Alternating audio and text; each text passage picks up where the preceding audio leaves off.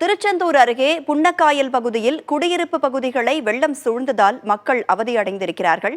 கூடுதல் விவரங்களை நமது செய்தியாளர் ராஜனிடம் கேட்கலாம். ராஜன், இப்போ தற்பொழுது அந்த புன்னக்காயல் பகுதியில் மொத்தம் எவ்வளவு குடியிருப்புகள் இருக்கின்றன?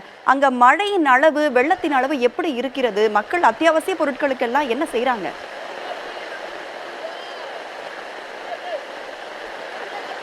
தூத்துக்குடி மாவட்டம் திருச்செந்தூர் அருகே உள்ள புன்னக்காயல் பகுதியில் தான் நாம் நின்று கொண்டிருக்கிறோம். தற்பொழுது தூத்துக்குடி மாவட்டத்தில் 3வது நாளாக தொடர்ந்து மழை பெய்து வருவதால் பொதுமக்கள் பெரும் அவதிதான் பெற்றுட்டு வர்றாங்க. நகர்ப்புறமாக இருந்தாலும் சரி, குடியிருப்பு பகுதிகளாக இருந்தாலும் சரி, வெள்ளம் சூழ்ந்து பெரும் ஒரு அவஸ்தைக்குள்ளாகி தான் இருக்கிறார்கள். மற்றும் நம்ம நின்று கொண்டு இருக்கும் பகுதி பார்த்தீங்கன்னா புன்னக்காயல் பகுதியில் நின்று கொண்டு இருக்கோம். இங்கே பார்த்தீங்கன்னா 15,000 மக்கள் தொகைக்கும் மேலே தான் இருக்கிறாங்க.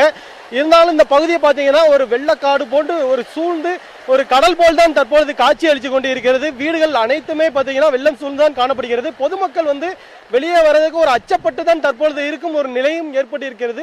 இவர்களுடைய அத்தியாவசிய பொருட்கள் கூட வெளியே வாங்க முடியாத ஒரு சூழல் தான் ஏற்படுது. நம்ம ஒளிப்பதிவாளர் காமித்துக் கொண்டிருக்கிறார். வீடுகள் முழுவதும் பார்த்தீங்கன்னா ஒரு கடல் போல் தான் தற்பொழுது இங்கே காட்சி அளித்துக் கொண்டிருக்கிறது. இது போக பொதுமக்கள் தங்கள் நடந்து செல்லும் பொழுது தங்கள் குழந்தைகளை இருக்க பிடித்து கொண்டு தற்பொழுது நடக்கும் காட்சிகளும் நாம் பார்த்திருக்கிறோம். இங்கே நம்ம புன்னக்காயில் வசிக்கக்கூடிய ஒரு நம்மளோட இருக்கிறார். அவரிடம் கேட்கலாம். சார், இப்போ நேற்று நைட்ல இருந்து ஃபுல்லாக மழை பெஞ்சிட்டு இருக்கு. சாப்பாட்டுக்கு என்ன பண்றீங்க? அத்தியாவசிய பொருட்கள் என்ன பண்றீங்க? ஏன்னா அதிகாரிகள் யாரும் இங்கே இப்போ பார்வையிட்டாங்களா? எந்த அதிகாரமும் ஊருக்கு பார்க்கவும் இல்லை. ஆனால் இப்போ ஊர் அவுட்டில் போய் டவுனில் போய் ஜாமங்கள்லாம் நேற்று கடையில் அடிப்படி போட்டு எல்லாம் வாங்கி கூட சேஃப்டியாக வச்சுட்டாங்க. ஏன்னா இங்கே உள்ள கடைகளில் எங்கே போக முடியாது. தண்ணி எல்லாத்துக்கும் இடுப்பளவுக்கு இருக்குது. அதனால் யாருக்கும் சேஃப் கிடையாது. என்ன இப்போதைக்கு கரண்ட் இருக்கிறனால ஓரளவு அச்சம். இதுக்கு மேலே இந்த வெள்ளம் வர வர கரண்ட்டு கொஞ்சம் இதாகிட்டு எல்லாத்துக்கும் ரொம்ப பஞ்சம்தான். ஆனால் ஊர் மூலமாக நேற்று விளம்பரம் ஒன்று விட்டாங்க, அறிக்கை மைக்கில் அனௌன்ஸ் பண்ணாங்க. இந்த பள்ளிக்கூடம் எல்லாம் கல்யாண மண்டபம் உங்களுக்கு சேஃபாக இருக்குது, பள்ளக்கரை இருக்கலாம் எல்லாம் வரப்பு விட்டு நேற்று அனௌன்ஸ் பண்ணிட்டாங்க. அதனால் யாருக்கும் போய் கடை. ஆனால் இந்த வெள்ளம் வர வர எல்லாருக்கும் பாதிப்பு தான். போன வருஷம் சொல்லாமல் வெள்ளம் நிறைய பாதிச்சிட்டாங்க. அது தெரிஞ்சு இந்த கவர்மெண்ட் எதுவுமே சேஃப் பண்ணலை. ஆனால் சொன்னாங்க இப்படி செய்வோம் அப்படின்னு சொல்லிட்டு ஒன்றும் செய்யலை. ஆனால் அந்த ஊர் கடை சேர்ந்து ஆனால் தாமிரபணி வர இந்த கடைசி முடிவில் தான் கடலை கலக்கும். அப்போ இதை கொஞ்சம் சேஃப் பண்ணோன்னா எந்த ஊருக்கு பாதிப்பு வராது. இங்கே இவ்வளோ வெள்ளம் வர, ஆனால் சேஃப்டிக்கு நான் சின்ன பாலம் மாதிரி போட்டு இதுக்கு இவ்வளோ அமௌண்ட்டு வச்சாங்க.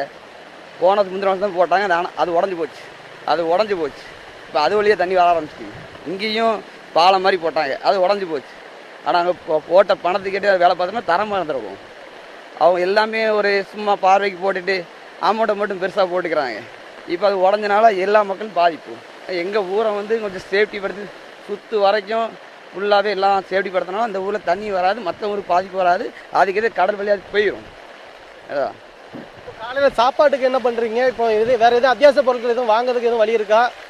இப்போதைக்கு வாங்குறதுக்கு வழி கிடையாது. ஏன்னா எல்லா இடங்களும் ஸ்டாப்பாகி நிற்கிது.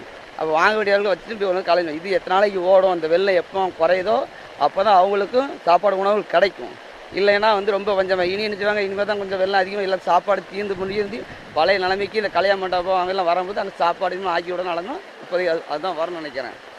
தற்போது அவர் சொன்ன மாதிரி பார்த்தீங்கன்னா தண்ணீர் இப்போ இந்த பெருக்கெடுத்து வந்து கொண்டு இருக்கிறது. இன்னமும் மதிய நேரங்களில் இன்னும் அதிகமான மழை நீர் வெளியே வரும் என்பது தெரிய வருகிறது. மேலும் தாமிரபரணியில் அங்கே வரக்கூடிய வெள்ளம் கடைசி முகத்வாரமான புன்னக்காயில் தான் கடலில் கலக்கிறது. ஏனைய அதிகாரிகள் உடனடியாக இங்கே நடவடிக்கை எடுக்க வேண்டும் என இப்பகுதி பொதுமக்களோட ஒரு பெரிய ஒரு கோரிக்கையாகவே இருக்கிறது.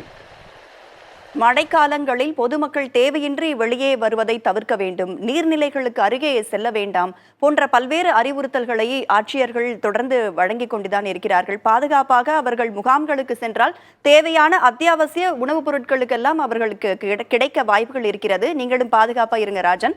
விவரங்களை களத்திலிருந்து வழங்கியமைக்கு நன்றி ராஜன்.